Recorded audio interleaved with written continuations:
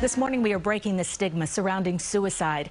September is Suicide Prevention Awareness Month, and it's not easy to talk about, but it is so important.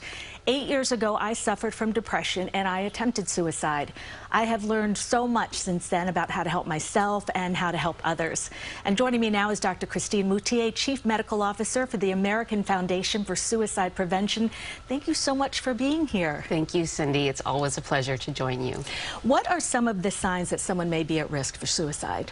Well, the first thing is remember that people keep things very zipped up. And so if your radar is going off saying that they're having signs of behavior change, it is oftentimes the tip of the iceberg. So withdrawing from usual activities, losing their temper more easily, using substances more, coming across as hopeless, overwhelmed. If someone indicates that they feel like they're a burden to others, there's a very good likelihood that they're having suicidal thoughts. Yeah, and just, from my experience, now that I look back, I can see the signs, and they were finding no joy in anything, stopping exercising, wanted to just stay in bed all the time and keep the shades closed. So it's, so many different signs. Now, if you are concerned, you see some of these signs in someone you love or someone you know, what are the do's and don'ts on how to approach that person and deal with this problem? Really, the first thing is don't talk yourself out of approaching them, because we do that all the time. Realize that you can play a powerful role no matter who you are in the person's life. So really opening up a dialogue where you invite them to share what they are experiencing, and you have to establish that it's safe, you're not there to judge, you are purely there to support them, and really listen first and foremost. And the don'ts are really to avoid debating the validity and value of their life. It's not the time to engage in that. It's the time to just listen and actually thank them for sharing something so deep and private with you.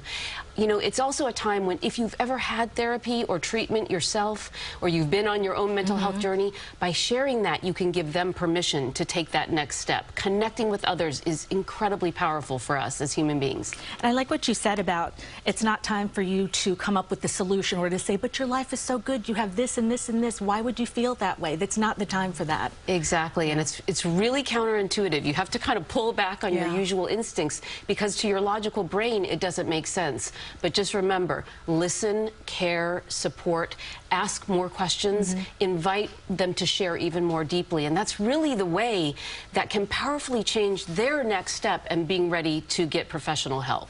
And just to get very specific, you are supposed to be very direct. Yes, in asking the question about suicidal thoughts. Yes, it does not make somebody suicidal. It does not make them worse if they're already thinking of suicide.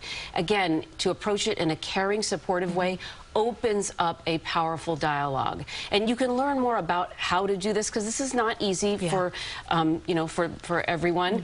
But at afsp.org, you can learn more about how to approach someone and really learn a lot about no matter who you're worried about or if it's yourself in your life. I think a lot of people do try to help their friends or someone they know, and the person doesn't want help.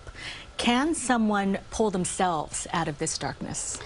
We are strong, resilient human beings. We all have that survival instinct in us. But remember, the brain is a physical organ in the body. It can get sick like any other part of the body. And when it does, that is clinical depression, anxiety, PTSD, addiction. Those are things we can't just will ourselves out of. We want to still have family support, be, practicing all the good habits of good sleep, exercise, all of those things. But treatment is necessary sometimes in order to really make the most difference. What are some of the things that all of us can do to improve our mental health right now?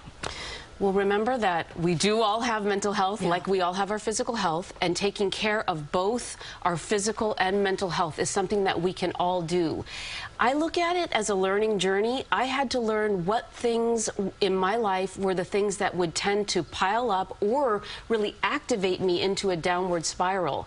Once you know kind of what the nourishers are and what the drains are, you can actually schedule it into your life and be very planful about it. Like exercise for a lot of people. I know for me, journaling really helped. I just put in my phone in the notes section. If I'm having a bad day, I write about it. A lot of different things. Connecting with others, too. Sometimes when you're in that way of feeling, you feel ashamed and you tend to withdraw, and it is more than any other time the time to connect. Just pick one trustworthy person in your life to open up to. Powerful game changer. That is so true. Where can we find more information about suicide prevention and awareness?